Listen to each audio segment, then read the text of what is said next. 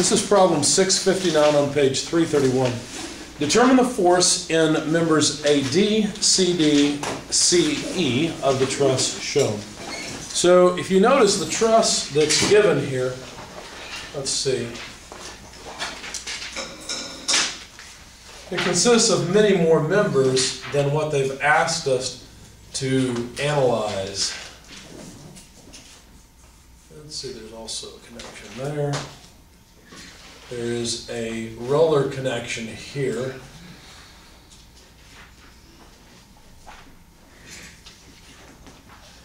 And then a pin connection here. Now there are 3 loads, 2 5-kip loads, and 1 9-kip load. And the joints are labeled A, B, C. There's actually a joint in here as well in each. D, E, F, G, H, I, J, and K. So some size information is given: 8 foot, 15 foot, 15 foot, and further 15 foot. Okay? But what they care about is AD, CD, and CE. You notice how this makes a line through 3. Go ahead. What page is this again? 331. 331. So with the method of sections, the first thing to do, well, you tell me, what's the first thing to do with the method of sections? Figure out which section you want. Yeah. Okay, so we figured out we're either going to use this left section or the right, but And you find the forces. forces in the In the reactions. In the horizontal direction. You mean the reactions, right? Yeah, the reactions. Get the reactions at the ground, and then we can look at the overall 2 sections and decide which one to analyze. Okay? So since point B is a roller, can there be any horizontal force at B? No, we can't be. So there will only be a, let's call it BY, a KY, and a KX. So I'd like to get those reactions first. KX is pretty trivial. Can anybody see what the answer is to KX? 9 kips. 9 kips, right? If you take a free body diagram of the overall structure, you'll notice the only thing resisting the only horizontal load is KX, and so KX has to support that load. And if your intuition is saying, yeah, but it's going to tend to rotate, that's okay. That will all balance out with the distribution of force between BY and KY. Those two will tend to, whatever's needed to counteract that moment that's caused by KX and the 9-kip force will be taken care of at the ground. So it's no problem. All right, speaking of which, we could simply say that the sum of the forces in the vertical direction, I'm assuming a regular coordinate system like this, the sum of the forces in the vertical direction would be -5 minus 5, well, let's be more clear, -5 kips minus 5 kips. We've got 2 pointing downward, plus BY plus KY. All of that has to come out to 0. But this is not enough to tell me the magnitude of BY and KY. What other equation can I use? How about a sum of moments equation? What point would be a good point to take moments about? K. Definitely K. Why K? Because it's a pin. I mean, it's not rolling. Well, technically, if I took moments about this point, KX would cross off. But just on general principle, I'd take moments about K because I know for sure KY, KX are gone. They're not going to be in that equation. So if I sum moments about point K, taking counterclockwise as positive, well, let's see, I'll have the moment of that 5-kip load. Is that 5-kip load causing a positive or negative? In other words, is it causing a counterclockwise or a clockwise moment about K? Positive. Positive, that's right, because it's a counterclockwise moment. So 5 kips multiplied by 15 foot. What about this 5 kip load? Positive or negative? Negative as well, right? It's going the same direction. It's going the same Oh, direction, yeah. but you said as well, the last one was positive. I think I'm It's confused. positive. It's also positive, because look at how this is going to tend to rotate about K, both positive. You see that? All right, so 5 kips, what's the moment arm for this other 5 kip load? It's 30 feet. 30 foot, there we go. Will the 9 kip load cause a moment about K? Yeah, Yeah. sure. Counterclockwise, Counterclockwise, what is its moment arm? How long is its moment arm? 45 feet. Not 45 feet. Oh, 8, yeah. It's 8 feet, see that? If we're taking moments about K, remember the line of action is all that matters, okay? So 8 foot times 9 kips, again plus, because it's a counterclockwise moment. So 9 kips times 8 foot.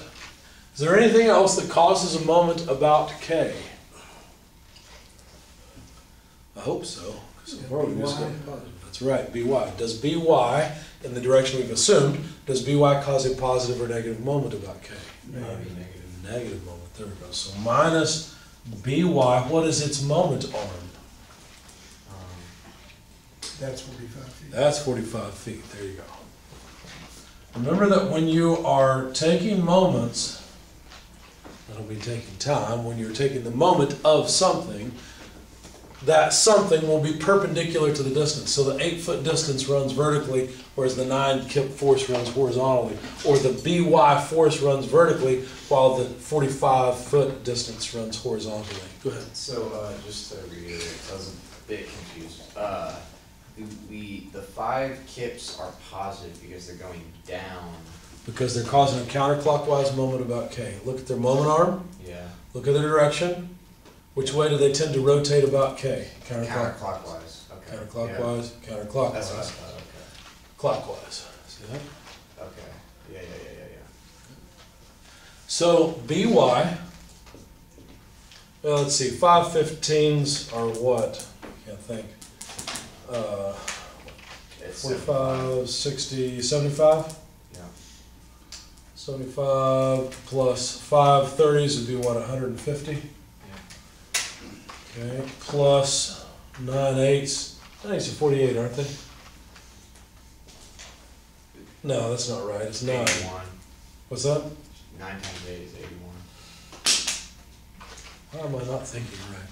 It's 72. 72, yeah. That's better.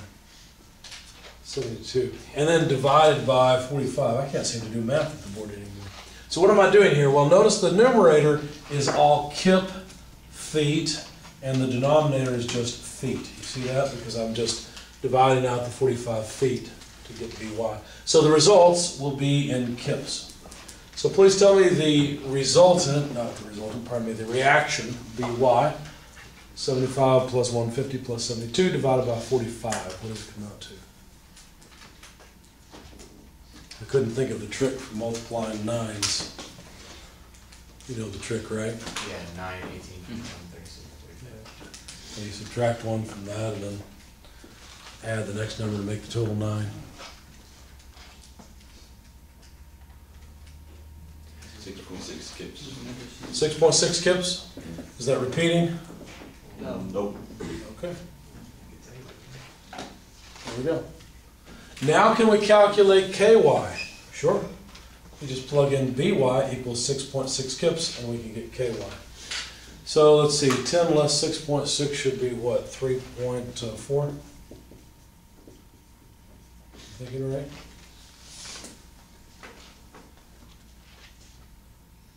So there's the magnitude of the reactions at BY, KY, and KX. Any questions so far? All right. So, what's Wait, next? sorry, I have a question. Sure. So we did the moments of K, summing the forces. Not the moments of K, the moment about K. Summing the moment about K. Did we do that specifically to find BY? We did that to find BY, that's correct. So how did you know to do that to find BY? And you did that because when you drew the diagram. Because if I take moments about this point, the moment arm then for any force going through this point is exactly 0. Okay. That's how I knew that Kx and Ky would not appear. Okay. Okay. If I had taken moments about B, what force would have disappeared? BY. By. What force would have been included? Okay. Ky. Notice Ky. Kx also passes through B, Okay. so it wouldn't have been included. Okay? Good question. Anything else? All right. So now we've got our reactions. That was the whole point of the free body diagram. Now what I'd like to do is draw 2 different free body diagrams and just look at them to decide which one I want to take and analyze.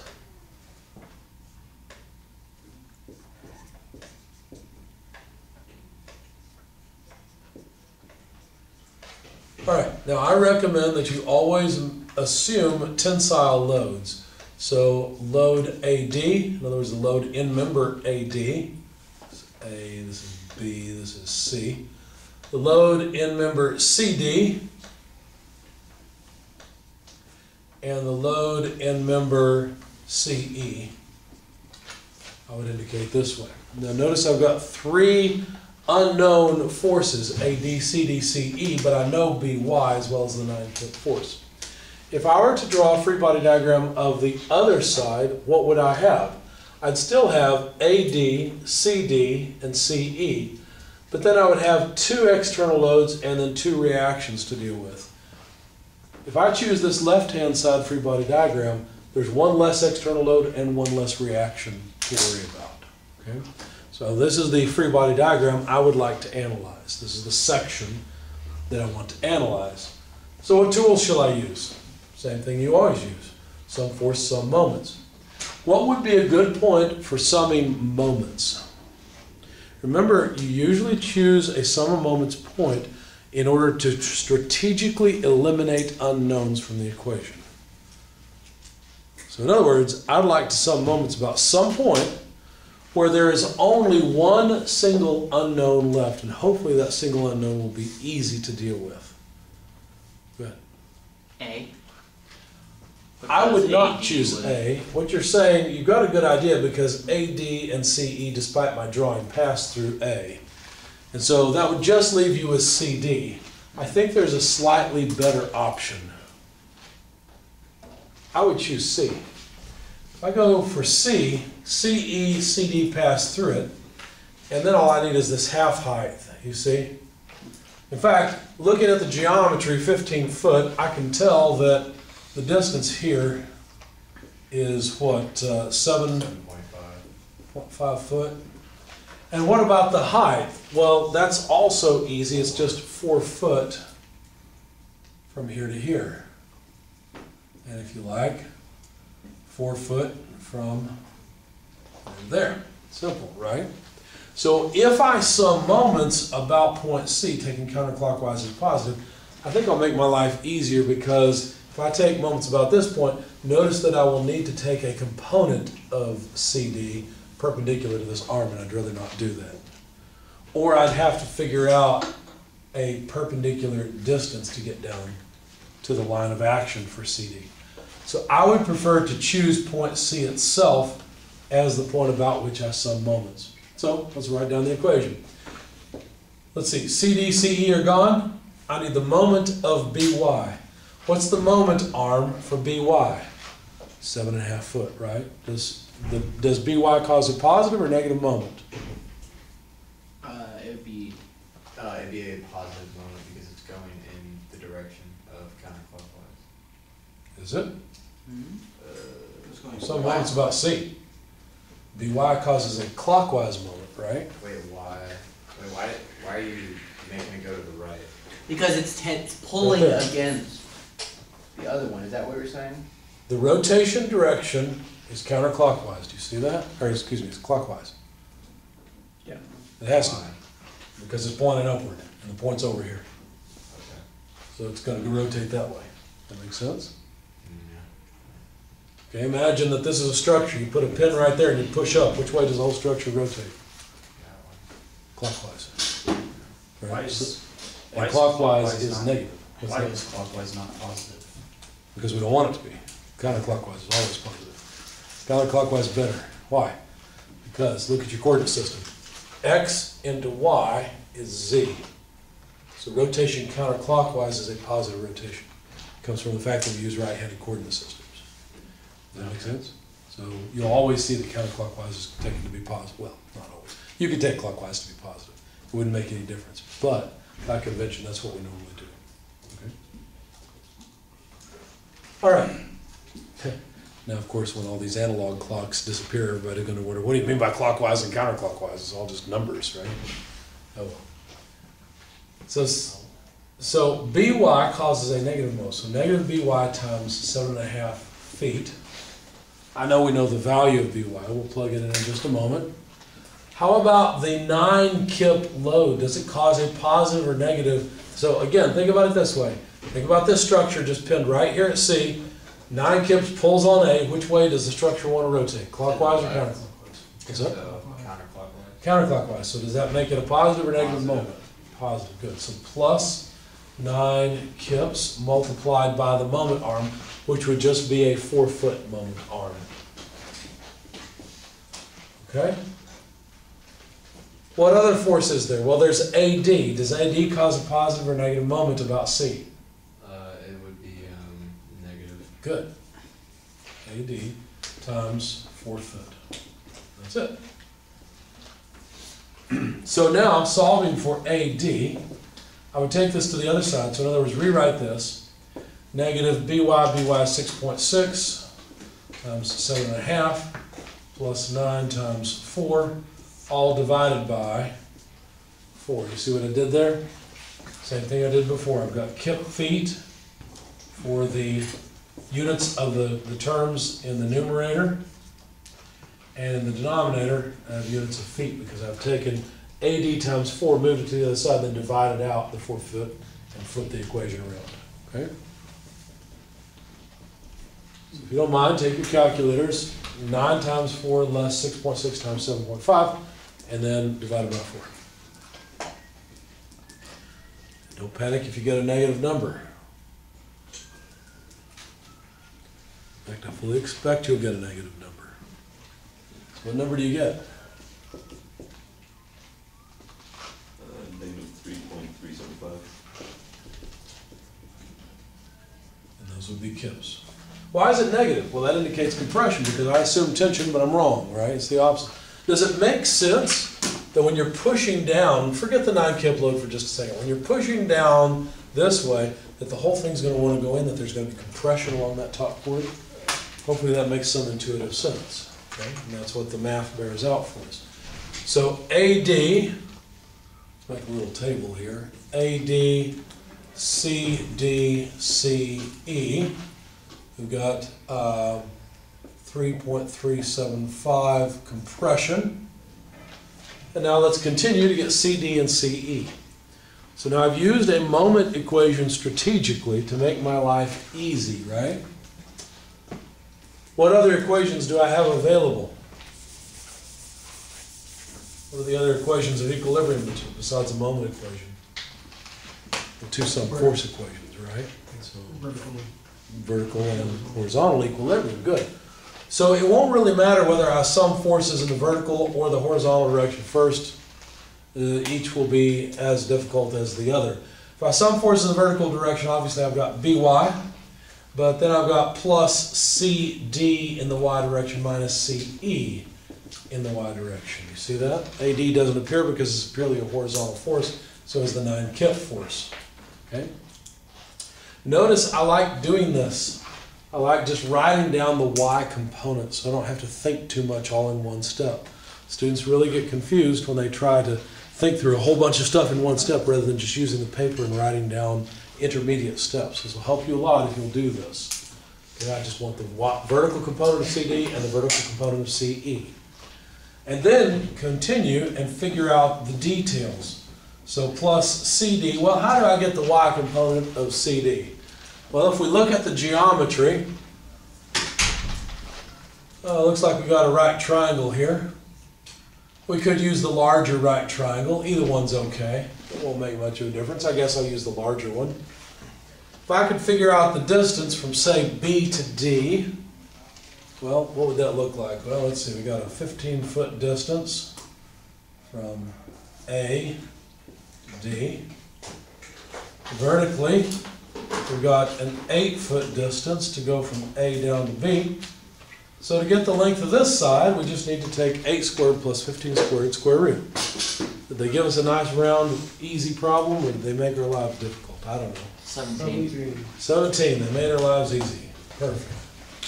All right, so how am I going to get the y component of CD, since it's similar to this triangle that I've just drawn? 3/17. 3/17? This is an 8 here. Well, I mean, yeah, 8/17. There you go. Good. How about the vertical component of CE? Well, CE lies on the opposite triangles. It's just symmetrical, right? So what's my fraction there? Same thing, right?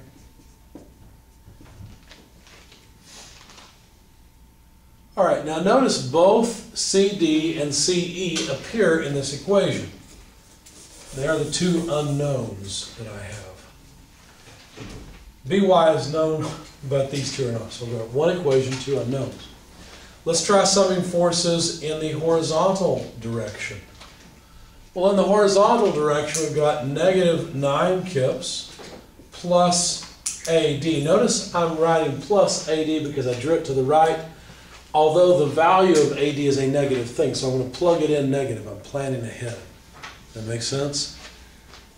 What else? Plus CDX plus CE. X equals 0.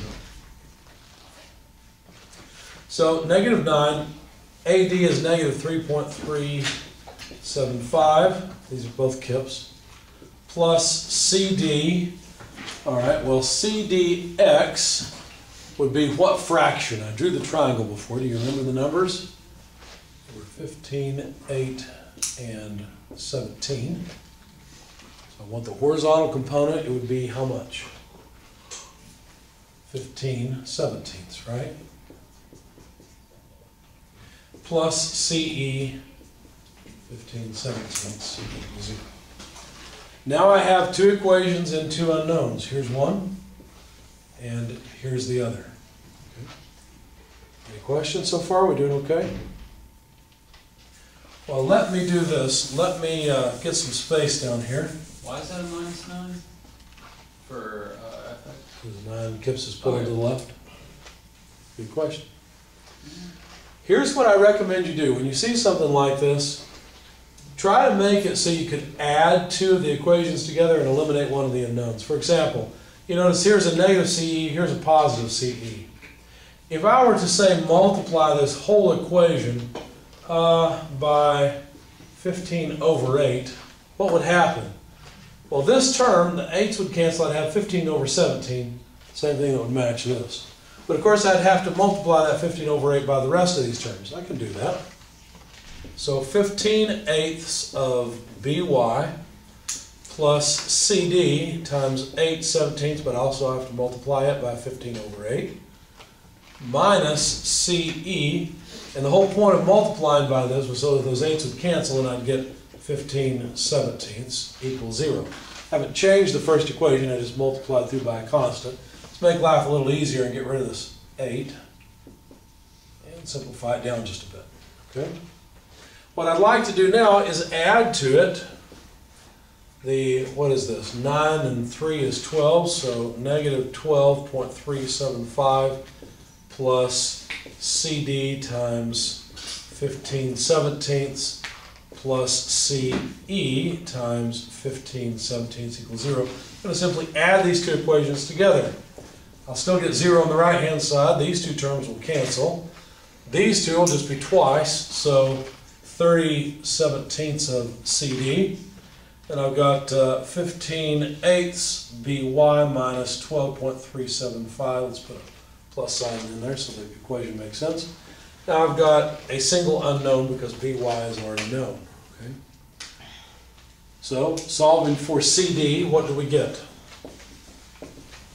Let's see, we basically leave this on one side, move everything to the other. So 12.375 less 15 eighths of BY, but BY is 6.6.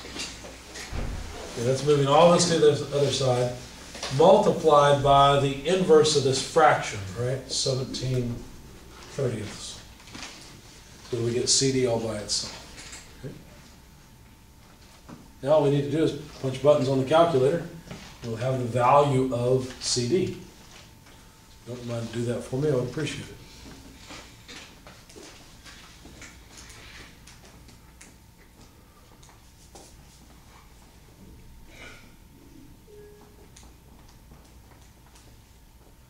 $12.375 less 15/8 of 6.6.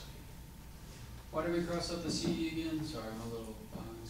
We didn't cross out CD, we crossed out CE because the one was positive, one was negative. We just added the two equations together. Good question. I put multiplication, okay, yeah, I put multiplication.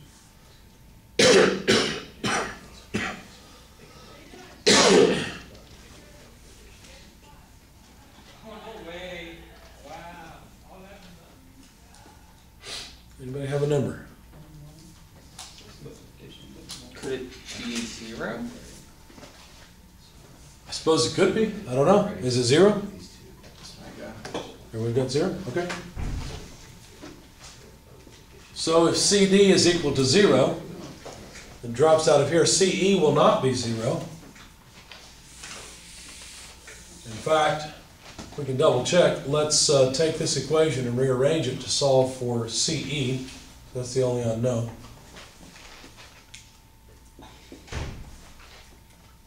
So CE, how would you solve for that quickly? Take it to the other side of the equation.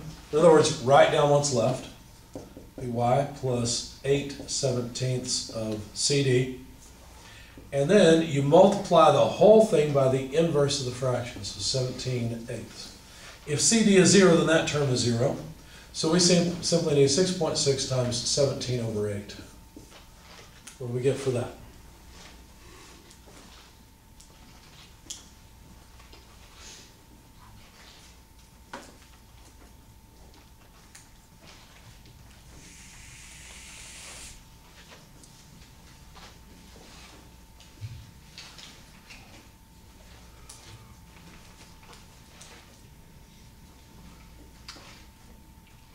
$14.025.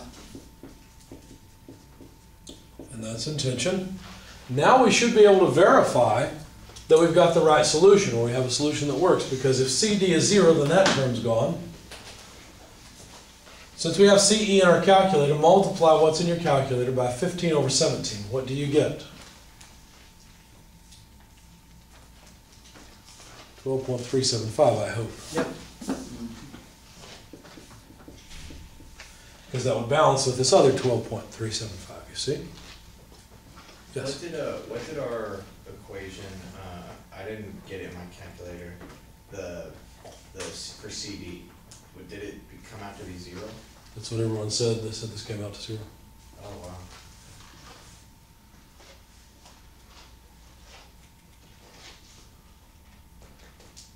So we've got compression in AD and tension in CE.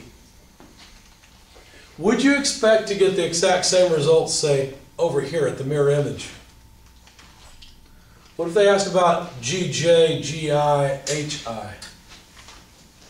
What would you expect to get there? Same or different? Is this really symmetrical?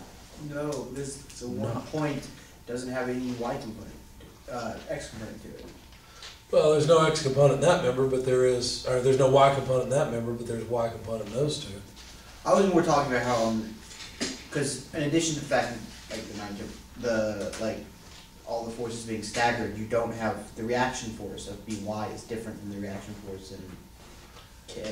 Well, think about it this way, though. These reaction forces are a reflection of the external loads. If the external loads were not there, they would be 0, right? Yeah.